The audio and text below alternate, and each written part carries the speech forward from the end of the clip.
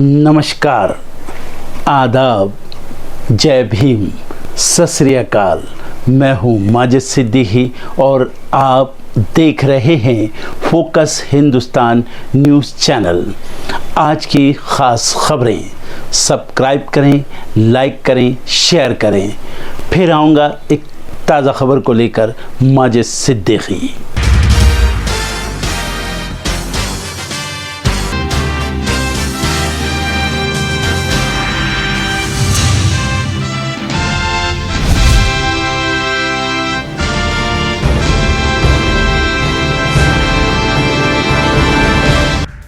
राष्ट्रपति द्रौपदी मुर्मू के अभिभाषण से होगी बजट सत्र की शुरुआत। सभी निलंबित सांसदों की सदस्यता बहाल। इंडिया गठबंधन में एक तरफा फैसले नहीं लिए जा सकते। सीट बंटवारे पर सहयोगी दलों को कांग्रेस की चेतावनी। झारखंड के सीएम हेमंत सोरेन का आज ईडी से होगा सामना। आवास और राजभवन की बढ़ाई गई सुरक्षा, 2000 जवान तैनात। ममता सरकार ने राहुल गांधी के कार्यक्रम को नहीं दी इजाजत, कांग्रेस ने लगाया आरोप। सचिव गिरिधर अरमाने आज से ओमान की यात्रा पर, द्विपक्षीय सहयोग की करेंगे समीक्षा। अयोध्या में उमड़ी राम भक्तों की भीड़। आज से राम मंदिर में दर्शन करेंगे 12 राज्यों के सीएम। यूपी कैबिनेट भी करेगी दर्शन। ज्ञानवापी में व्यास जी के तहखाने मामले में आज कोर्ट सुना सकती है अपना फैसला। मुख्य वाद में सुनवाई 5 फरवरी को। अस्पताल में भर्ती क्रिकेटर मयंक अग्रवाल, फ्लाइट में बोतल की पानी पीने से बिगड़ी तबीयत। आज से अयोध्या से आजमगढ़ चलेगी स्पेशल ट्रेन। अयोध्या से गोंडा, गोरखपुर और मऊ होते हुए आजमगढ़ पहुंचेगी ट्रेन। सुरक्षा के किए गए इंतजाम। पहाड़ों पर बर्फबारी तो मैदानी इलाकों में कोहरे ने बढ़ाई परेशानी। दिल्ली में बारिश का अलर्ट जारी। हिजबुल्लाह हाइफा शहर पर कर सकता है हमला, इजरायली रक्षा मंत्री ने दी चेतावनी। दक्षिण कोरिया में पश्चिमी तट के पास अमेरिकी F-16 लड़ाकू विमान दुर्घटनाग्रस्त, पायलट को बचाया गया। उत्तर कोरिया ने क्रूज मिसाइल का किया सफल परीक्षण, दुश्मनों की बढ़ाई टेंशन। अमेरिका के ह्यूस्टन में आसमान में लहराया जय श्री राम का बैनर, भारतवंशी अमेरिकियों में उत्साह बरकरार। पाकिस्तान में बम विस्फोट, इमरान खान की पार्टी के 4 कार्यकर्ताओं की मौत। बजट वाले दिन ही बदल जाएंगे LPG फास्टैग के साथ कई नियम, आपकी जेब पर पड़ेगा सीधा असर। डिजिटल होंगे कृषि और ग्रामीण विकास बैंक, बढ़ेगी ग्रामीण विकास बैंकों की दक्षता। भारतीय विमान क्षेत्र में प्रवेश का सही समय, उद्योगों को मिल रहा है $24 अरब का प्रोत्साहन। ग्रीन एनर्जी से घटेगा पेट्रोल डीजल का आयात। 2030 तक 50 लाख टन ग्रीन हाइड्रोजन उत्पादन से बचेंगे 1 लाख करोड़। जनता को लगेगा महंगाई का झटका। आज से टाटा मोटर्स की गाड़ियां हो जाएंगी महंगी, महिंद्रा भी जल्द देगी झटका। हमारे देश में कई लोग मोटापे के शिकार हैं और इसी मोटापे के कारण हमारे शरीर में कई तरीके की परेशानियां होने लगती हैं। जब परेशानियां बढ़ने लगती हैं तो लोग मोटापा कम करने के लिए उपाय खोजने लगते हैं। तो आइए हम आपको ऐसे प्रोडक्ट के बारे में बताते हैं जिससे आप अपना वेट लॉस कर सकते हैं और इससे आपको कोई साइड इफेक्ट भी नहीं होगा। पहला है वेस्टीज वैस्लिम कैप्सूल, दूसरा है वेस्टीज वैस्लिम शेक, तीसरा है वेस्टीज प्रोटीन पाउडर और चौथा है वेस्टीज वैस्लिम टी और पांचवा वेस्टीज फ्लेक्स ऑयल। इन प्रोडक्ट से आप अपना मोटापा आसानी से कम कर सकते हैं और अधिक जानकारी के लिए संपर्क करें MA माजिद सिद्दीकी से। फ़ोन नंबर है 9821715384, 9321715384। महाराष्ट्र में एक बार फिर मराठा आरक्षण की चर्चा तेज हो गई है। मराठा आंदोलन के नेता मनोज जारंगे ने मंगलवार को सरकार को फिर से अल्टीमेटम दिया है। जारंगे का कहना है कि बुधवार से उनकी मांगों को लागू किया जाए, नहीं तो 10 फरवरी से आमरण अनशन शुरू किया जाएगा। पत्रकारों से बात करते हुए जारंगे ने कहा, कुणबी प्रमाण पत्र वाले मराठाओं को सरकारी नौकरी और शिक्षा में कोटा लाभ प्राप्त करने की अनुमति देने वाली अधिसूचना को कानून में बदलने के लिए राज्य विधानमंडल का एक विशेष सत्र बुलाया जाना चाहिए। मनोज जारंगे ने मराठाओं को कुणबी जाति के प्रमाण पत्र जारी करने को लेकर शिंदे सरकार की मसौदा अधिसूचना को बुधवार से लागू करने की मांग की और चेतावनी भी दी है कि अगर उनकी मांग पूरी नहीं की जाती है तो वो आमरण अनशन करेंगे।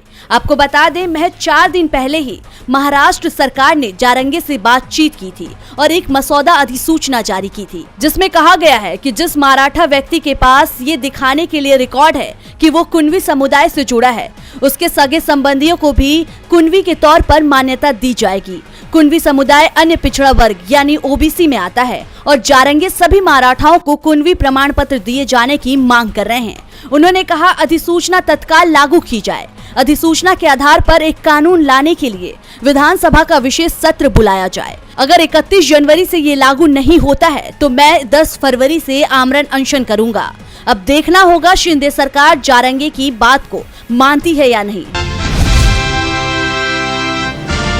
30 जनवरी को हरियाणा के नगर निगम में मेयर, सीनियर डिप्टी मेयर और डिप्टी मेयर का चुनाव हुआ और जो चुनाव परिणाम सामने आए उसके बाद हंगामा मच गया। पहले मेयर का चुनाव था जिसके लिए आप और कांग्रेस ने गठबंधन किया था। इस गठबंधन पर निगम के 36 में से 20 वोट थे, जबकि बीजेपी के पास सांसद का वोट जोड़कर 15 ही वोट थे। लेकिन चुनाव परिणाम घोषित हुआ तो बीजेपी उम्मीदवार मनोज सोनकर को 16 वोट मिले। बीजेपी को अकाली दल का 1 वोट और मिल गया, जबकि इंडिया गठबंधन के उम्मीदवार कुलदीप को 12 वोट मिले। तो वहीं गठबंधन के पक्ष में गिरे 8 वोट रद्द भी कर दिए गए, जिसके बाद बीजेपी उम्मीदवार को 4 वोटों से जीत मिली। चुनाव परिणाम को लेकर राहुल गांधी ने सोशल मीडिया एक्स पर पोस्ट करते हुए लिखा, जो बीजेपी मेयर चुनाव में पूरी दुनिया के सामने लोकतंत्र की हत्या कर सकती है, वो दिल्ली की सत्ता में बने रहने के लिए क्या करेगी, ये मेरी कल्पना से परे है। वहीं कांग्रेस महासचिव रणदीप सिंह सुरजेवाला ने भी मेयर चुनाव के परिणाम को लेकर आलोचना की है। उन्होंने कहा, जब बैलेट पेपर का चंडीगढ़ मेयर चुनाव में ये हाल हो सकता है तो सोचिए ईवीएम से ये क्या करते आए होंगे। दम तोड़ता लोकतंत्र। वहीं आपको बता दें, जैसे ही चुनाव परिणाम सामने आए निगम में हंगामा मच गया और इसी हंगामे के बीच सीनियर डिप्टी मेयर और डिप्टी मेयर के चुनाव भी हो गए, जिसका इंडिया गठबंधन ने बहिष्कार कर दिया और दोनों सीटें भी बीजेपी के पाले में चली गई। आप और कांग्रेस ने चुनाव को हाईकोर्ट में चुनौती देने का ऐलान किया है। आप नेता जरनैल सिंह ने कहा कि काउंटिंग के दौरान एजेंट को पास में खड़ा तक नहीं होने दिया गया। वोट इनवैलिड क्यों किए गए इसके बारे में भी नहीं बताया गया। इसी के साथ कांग्रेस और आप ने ये फैसला लिया है कि मेयर चुनाव के खिलाफ वो कोर्ट में चुनौती देंगे। अब देखना होगा कोर्ट इनकी चुनौती को मानती है या नहीं।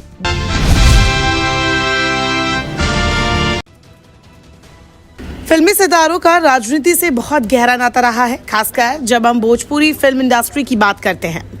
मनोज तिवारी से लेकर रवि किशन और दिनेश लाल यादव, विनय निरुआ जैसे दिग्गज अभिनेताओं के नाम सामने आते हैं, जो इन दिनों एक्टिंग के साथ साथ राजनीति में भी सक्रिय है। वहीं दूसरी ओर भोजपुरी एक्ट्रेस काजल निषाद का जलवा भी राजनीति के क्षेत्र में देखने को मिलता है। बता दें, समाजवादी पार्टी ने मंगलवार को लोकसभा चुनाव के लिए यूपी की 16 लोकसभा सीटों पर अपने उम्मीदवारों के नाम का ऐलान कर दिया है, जिसमें एक नाम काजल निषाद का भी है। चिया सपा ने गोरखपुर से इस बार काजल निषाद को टिकट दिया है, जहां से बीजेपी से रवि किशन सांसद है। बता दें, काजल पिछले कई सालों से राजनीति में है और उससे पहले उन्होंने टीवी से लेकर बड़े पर्दे तक अपना जलवा बिखेर चुकी है। काजल निषाद ने भोजपुरी फिल्मों के अलावा टीवी शो लापतागंज में भी काम किया है। एक्टिंग के साथ साथ वो सक्रिय राजनीति से भी जुड़ी रही हैं। अब पर्सनल लाइफ की बात करें तो काजल निषाद की शादी गोरखपुर के भौवा पार में रहने वाले संजय निषाद से हुई है। संजय निषाद भोजपुरी फिल्मों के निर्माता भी है। वही सपा से पहले काजल निषाद कांग्रेस के साथ भी जुड़ी रही हैं। साल 2012 में भी उन्होंने कांग्रेस के टिकट से विधानसभा का चुनाव लड़ा था, लेकिन उन्हें हार का सामना करना पड़ा था। साल 2021 में काजल निषाद ने समाजवादी पार्टी का दामन थामा था, जिसके बाद अखिलेश यादव ने उन्हें 2022 विधानसभा चुनाव में टिकट दिया था। 2022 में सपा के ही टिकट पर कैंपियरगंज से चुनाव लड़ चुकी हैं। पार्टी ने उन्हें पिछले साल नगर निकाय के चुनाव में महापौर पद का भी प्रत्याशी बनाया था, मगर उन्हें वहां भी हार का सामना करना पड़ा। हालांकि उस वक्त काजल ने चुनाव में धांधली का आरोप लगाया था और जमकर हंगामा भी हुआ था। काजल निषाद सपा की स्टार प्रचारक भी रही हैं। ढाई दशक से अधिक समय से समाजवादी पार्टी गोरखपुर सदर लोकसभा सीट के लिए निषाद प्रत्याशियों पर ही दांव लगाते आ रही है, मगर जीत का स्वाद एक बार ही चखने को मिला, वो भी उपचुनाव में। ऐसे में इस बार देखना होगा कि काजल निषाद सपा की उम्मीदों पर खड़ी उतरती है या नहीं। दर्शकों, देख लिया आपने हमारे वीडियो को। हमें खुशी होगी कि आपने हमारे न्यूज़ को लाइक किया और दूसरों को शेयर किया। अगर अभी तक हमारे चैनल फोकस हिंदुस्तान को सब्सक्राइब नहीं किया है तो तुरंत सब्सक्राइब करें, कमेंट करें और बेल आइकॉन को प्रेस करें। हम हाजिर हैं खबर के लिए।